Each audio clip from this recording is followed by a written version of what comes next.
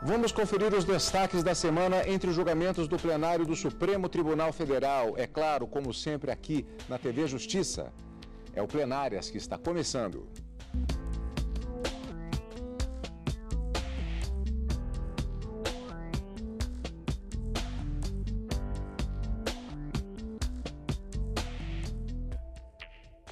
Hoje com os principais momentos das sessões dos dias 22 e 23 de novembro de 2017, caíram respectivamente quarta e quinta-feira, sessões que foram marcadas pela continuidade de julgamentos importantes que já estavam em pleno debate, em pleno andamento no plenário do Supremo Tribunal Federal. Não houve conclusões, mas também podemos dizer que foram julgamentos marcados nas sessões de quarta e quinta-feira por votos didáticos e esclarecedores de diversos aspectos relacionados aos temas, repito, importantes julgados nesta semana. Dois grandes temas retornaram ao plenário do Supremo Tribunal Federal. Na quarta-feira, a discussão envolvendo a possibilidade de alteração no registro de nascimento, na certidão de nascimento, do gênero da pessoa que se reconhece como transexual e a possibilidade de fazer essa alteração independentemente de se fazer a cirurgia de transgenitalização, ou seja, de mudança de sexo. Essa foi a discussão que dominou a sessão plenária de toda a quarta-feira e que foi retomado com o voto vista do ministro Dias Toffoli. Mas esse julgamento ainda não foi concluído porque o ministro Marco Aurélio pediu vista. Isso deve retornar ao plenário assim que o ministro disponibilizar o seu voto. E na quinta-feira, um outro grande tema também que já havia sido iniciado no plenário do Supremo foi retomado numa questão de ordem em uma ação penal em que se discute os limites da aplicação da prerrogativa de foro para deputados federais e senadores da República.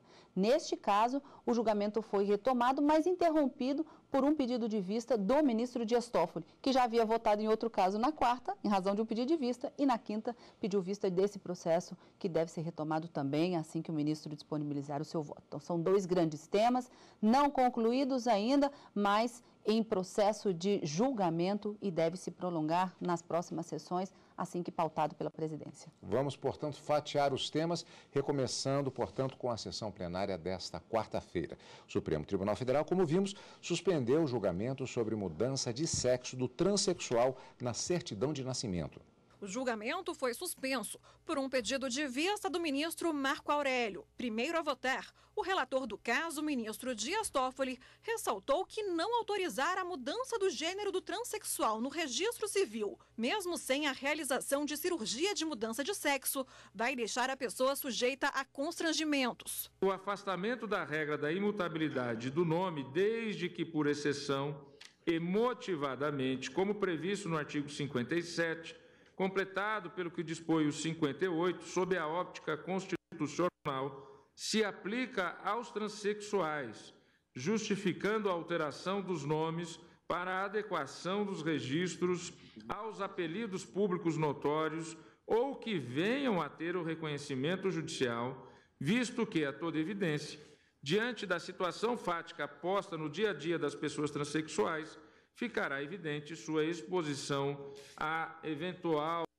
discriminação ou mesmo ao ridículo, caso seus pleitos de reassentamento não sejam concedidos, violando-se na espécie a dignidade da pessoa humana. No caso concreto, vê-se que a alteração do nome deferida em primeiro grau e mantida no tribunal de origem não foi objeto de controvérsia neste recurso extraordinário, razão pela qual, nesse ponto, fica evidente o trânsito em julgados. No entanto, há que se anotar, até para a definição da tese, que a mudança do prenome e do sexo registral visa a garantir a efetividade da identidade de gênero da pessoa, a qual ficará suscetível a toda espécie de constrangimentos na vida civil, ainda que não realizada por qualquer razão a cirurgia de redesignação de gênero. Aliás, anote-se os elementos definidores do transexualismo mencionados no artigo 3º da Resolução Conselho Federal de Medicina, número 1955/2010, e que hão de ser respeitados, a saber: 1.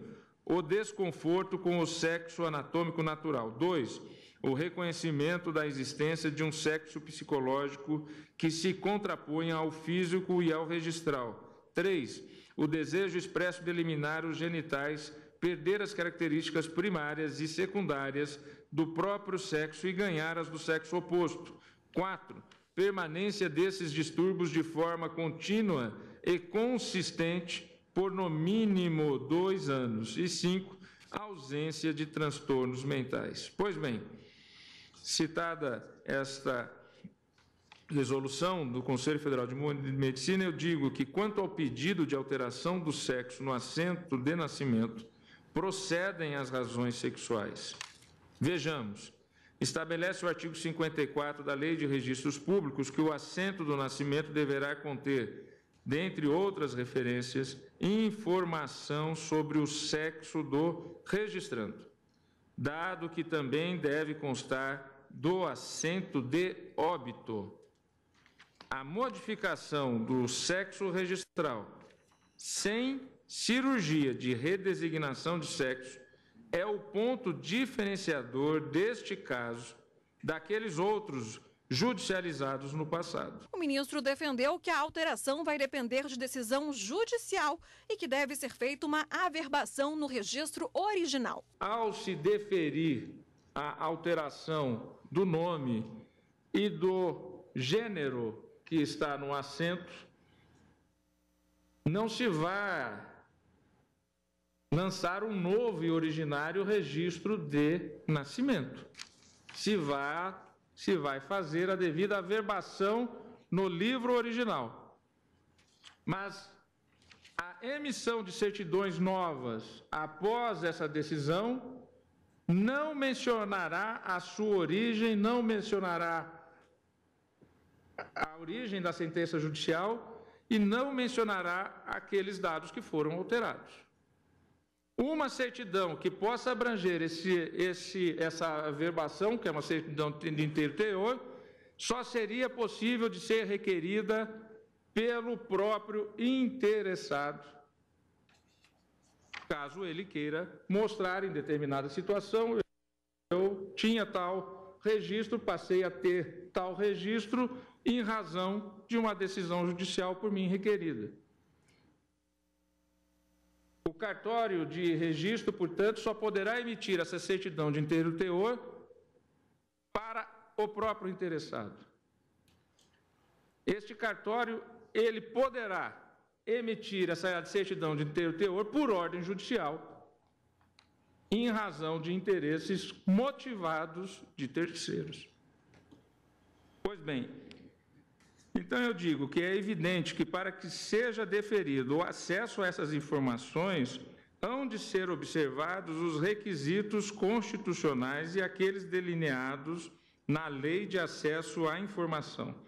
Nesse contexto, sobressai a previsão expressa do artigo 22 da Lei 12.527 de 2011, que garante que suas disposições não excluem as demais hipóteses legais de sigilo e de segredo de justiça. Até agora, 4 ministros acompanharam o relator. A manutenção no assentamento original em nada prejudica os direitos, seja do recorrente, seja de todos aqueles que se encontram na situação do recorrente, em nada prejudica, uma vez que as anotações relativas, tanto a alteração de nome quanto do gênero, não devem constar nas certidões expedidas. Devem ser, essa alteração ficará averbada sigilosamente, será averbada não só, e será possível a quebra do sigilo não só para uso próprio, mas também sob ordem e determinação judicial, nos exatos termos colocados pelo ministro Dias Toffoli. Que acompanha as conclusões do eminente relator para reconhecer a possibilidade de alteração de gênero no assento de registro civil de transexual, independentemente da realização de procedimento cirúrgico de redesignação de sexo. Esta solução, em meu modo de ver, ela passa pela compreensão da filtragem constitucional da dignidade humana, que é um princípio normativo vinculante, e também pela cláusula material de abertura, que está no parágrafo 2º do artigo 5º da Constituição, a qual, aliás, foi trazida à colação pelo eminente ministro relator, ao citar os princípios de hoje a carta. Para o ministro Luiz Roberto Barroso, o transexual deve poder optar livremente pela cirurgia. Eu estou dando provimento ao recurso extraordinário para a reforma do acórdão recorrido e consequente determinação da exclusão do designativo transexual no registro civil. Eu estou de acordo com as proposições constantes da tese do ministro Dias Toffoli. A ministra Rosa Weber destacou que é papel do Estado garantir igualdade entre todos. A identidade sexual, portanto, qualifica-se como um direito fundamental de personalidade que tem como elemento mínimo de concretização a adequação da concepção individual de sexualidade ao quanto expressado nos assentos do registro civil, como forma de compatibilizar o prenome e o gênero sexual à real condição morfológica e psicológica do indivíduo. A identidade de gênero está conectada com a forma como o indivíduo se manifesta e se reconhece, de modo que não tem correspondência necessária e consequente com a expectativa social do sexo biológico. O julgamento continua, portanto, e você vai acompanhar aqui na TV Justiça. Karina, este recurso extraordinário, ele trata de uma decisão que foi tomada judicialmente pelo Tribunal de Justiça do Rio Grande do Sul. É exatamente a decisão que havia determinado, deferido o pedido para a alteração do nome da recorrente, mas condicionado à realização da cirurgia. E determinou ainda o Tribunal de Justiça do Estado do Rio Grande do Sul que fosse anotado na certidão de nascimento o título, a expressão transexual. Os ministros até agora, os que já votaram e acompanhando o ministro Dias Toffoli, que é o relator desse recurso extraordinário, entenderam que não deve ser lançado o nome, a expressão transexual, mas sim o gênero, se era feminino passa a ser masculino ou masculino passa a ser feminino, a depender de como a pessoa se vê socialmente falando, dentro da sua identidade de gênero, mas que somente por decisão judicial isso é possível. E nesse sentido, já que esse é o caso concreto que é trazido para a discussão desse tema, os ministros acabam dando, esses que já votaram, o julgamento ainda não terminou, é importante que a gente frise, os que já votaram dão provimento a esse recurso extraordinário para modificar a decisão do Rio Grande do Sul. Não está condicionado, portanto, a alteração feita por cirurgia, é possível se alterar o nome e inclusive o gênero, de masculino para feminino ou vice-versa, mas com as observações feitas no voto do ministro Dias Toffoli, relator, que está ganhando adeptos a cada vez mais. Então, os ministros que já votaram, acompanhando o ministro Dias Toffoli, entenderam até agora que essa mudança pode ser feita, mas desde que seja por ordem judicial e que não representa de forma alguma uma retificação do assento de nascimento, uma correção. Não existe nenhum erro na certidão de nascimento, mas o que vai acontecer é uma averbação ao lado desse registro de nascimento original que deve permanecer em sigilo. Então, esses foram os termos do voto do relator, ministro Dias Toffoli, mais 4 ministros já votaram com ele, mas o julgamento foi suspenso, como a gente disse no início, em razão de um pedido de vista do ministro Marco Aurélio. Vamos aguardar o resultado final desse recurso. Aliás, o ministro Marco Aurélio, que é relator de uma ação que estava em julgamento conjunto, uma ação direta de inconstitucionalidade sobre tema semelhante, mas que naquele dia não havia o quórum previsto para a possibilidade de julgamento de questão constitucional e nesse voto vista pode ser, né, apenas uma hipótese, que seja apresentado, inclusive com a apresentação do posicionamento também já nesta ação direta de inconstitucionalidade. O tema é o mesmo, o tema é importante e será julgado no plenário do Supremo e você vai acompanhar aqui na TV Justiça. E daqui a pouquinho nós vamos rever como foi a sessão plenária desta quinta-feira. Um destaque da sessão, o principal julgamento, o julgamento que aconteceu, marcou aquela sessão, foi justamente o julgamento sobre os limites do chamado foro por prerrogativa de função. E é o que você vai ver daqui a pouquinho, depois do intervalo.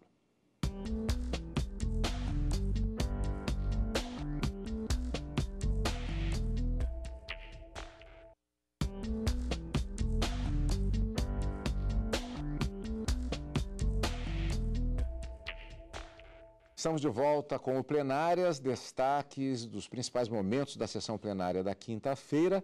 Supremo Tribunal Federal suspende julgamento sobre os limites do foro por prerrogativa de função para deputados federais e senadores. O processo voltou a julgamento com o voto vista do ministro Alexandre de Moraes, a partir do voto do ministro relator Roberto Barroso, que foi apresentado em uma sessão anterior. Nós vamos verificar agora, na sequência de votos, primeiramente também vamos ouvir como foi a manifestação do ministro Roberto Barroso, que se manifestou novamente durante essa sessão. Aliás, Karina, é muito comum, inclusive, isso, quando há uma retomada de um julgamento, que haja o reforço do posicionamento do ministro relator numa determinada questão. E vamos ver, logo depois da reportagem, um destaque em relação a qual foi a diferença entre o voto do relator, que angariou até agora a maioria dos votos apresentados no plenário, e do voto do ministro Alexandre de Moraes, voto vista apresentado na sessão desta última quinta-feira. Vamos à reportagem. O julgamento foi suspenso por um pedido de vista do ministro Dias Toffoli.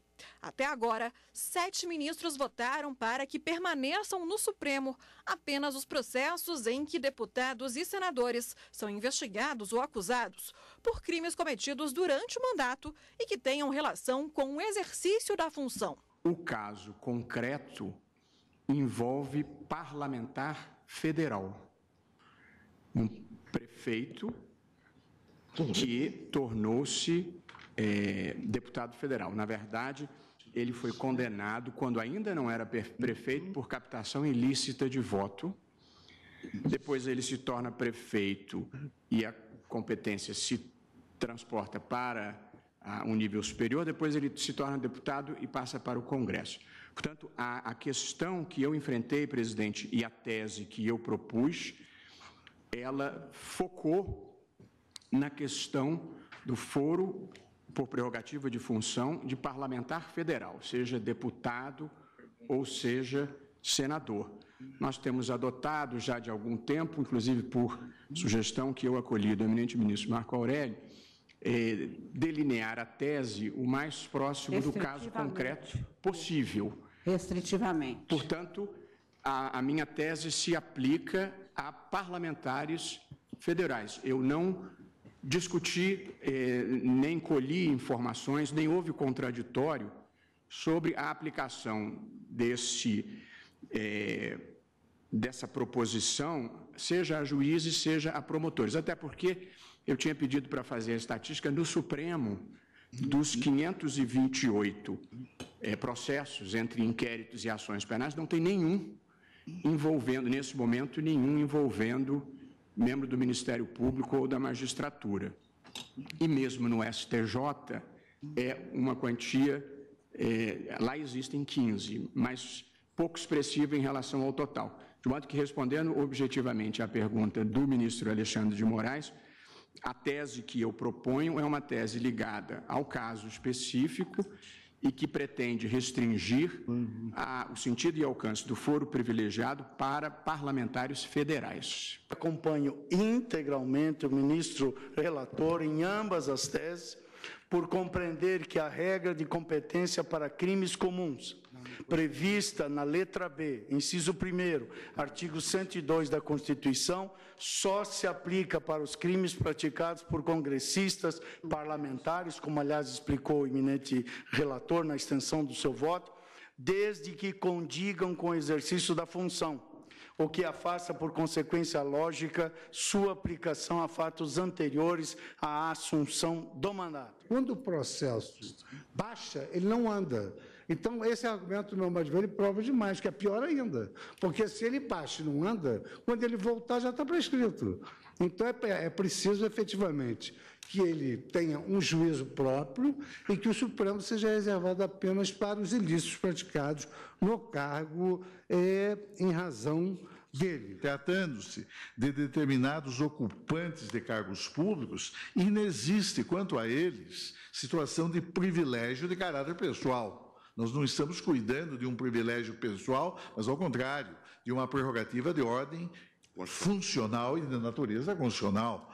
Trata-se, por isso mesmo, senhora presidente, de uma prerrogativa destinada a proteger, enquanto uma derrogação extraordinária dos postulados da igualdade e do juiz natural àquele que se acha que ainda se encontra no desempenho de determinado ofício público. For privilegiado é uma contradição nos termos, sim, porque privilegiar é discriminar, e a República não admite discriminação. O ministro Alexandre de Moraes divergiu parcialmente. Para ele, devem permanecer no STF todas as ações sobre crimes cometidos após a diplomação, mesmo aqueles que não estejam ligados ao exercício da função de parlamentar. Eu divirjo, entendendo que o foro por prerrogativa de função aplica-se a todas as infrações penais comuns praticadas por detentores de mandatos eletivos a partir da sua diplomação. Antes da diplomação, eu acompanho o relator no sentido da inexistência do foro por prerrogativa de função às infrações penais praticadas antes da diplomação. Ao pedir vista, o ministro Dias Toffoli criticou as alegações de que há impunidade no Supremo Tribunal Federal. Este tribunal trabalha, este tribunal investiga.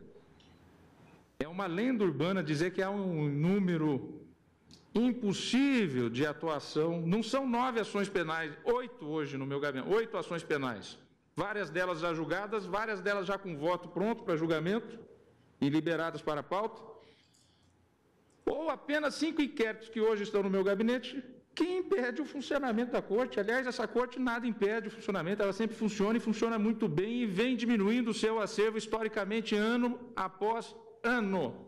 Portanto, novo pedido de vista, agora do ministro Dias Toffoli, você vai continuar acompanhando esse julgamento aqui na TV Justiça. Karina, nesta sessão, o ministro Alexandre de Moraes apresentou o respectivo voto vista com uma divergência parcial em relação ao voto do ministro Roberto Barroso, como vimos na reportagem.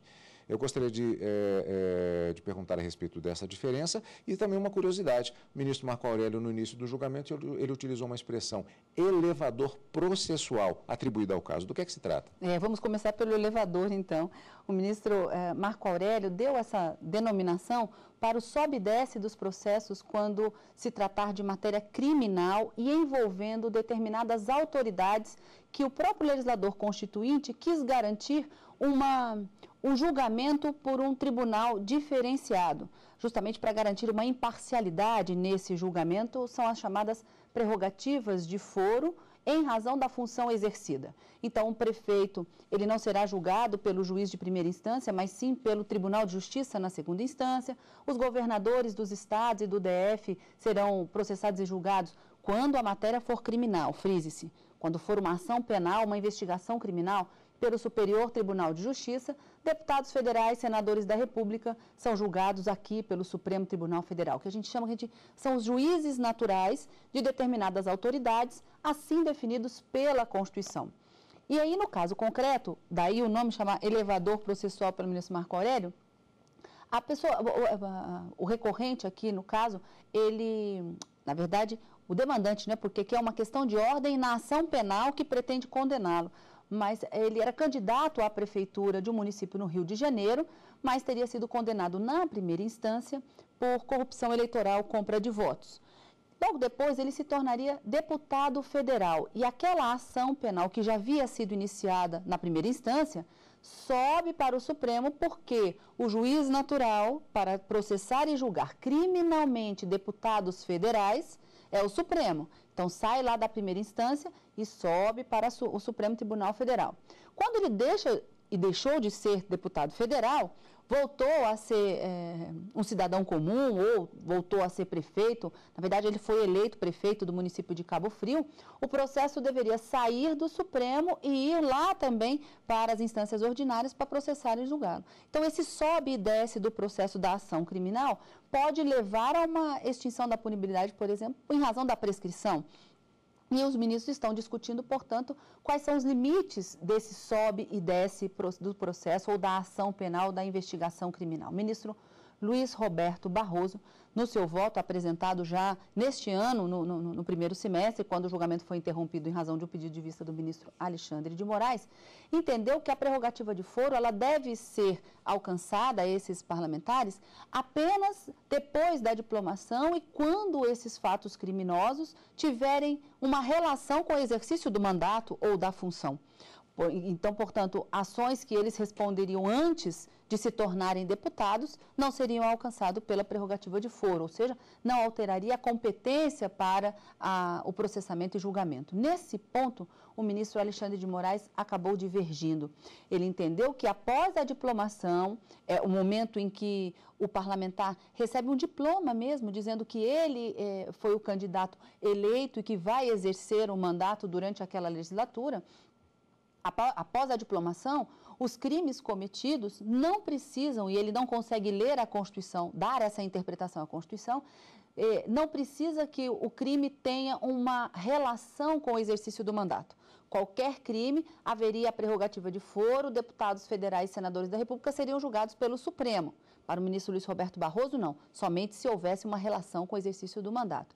Mas, no mais, o ministro Alexandre de Moraes acaba acompanhando também o ministro relator para entender que essa limitação da prerrogativa de foro ela é necessária, mas apenas com essa observação desses casos após a diplomação. Como você disse, o julgamento deve ser retomado porque ainda não concluído, embora já tenha uma maioria formada, mas o ministro Dias Toffoli interrompeu o julgamento em razão de um pedido de vista. Mais uma vez, vamos aguardar como é que a Suprema Corte vai resolver definitivamente essa interpretação conforme a Constituição para limitar a prerrogativa de foro de várias autoridades conforme definido pela Constituição.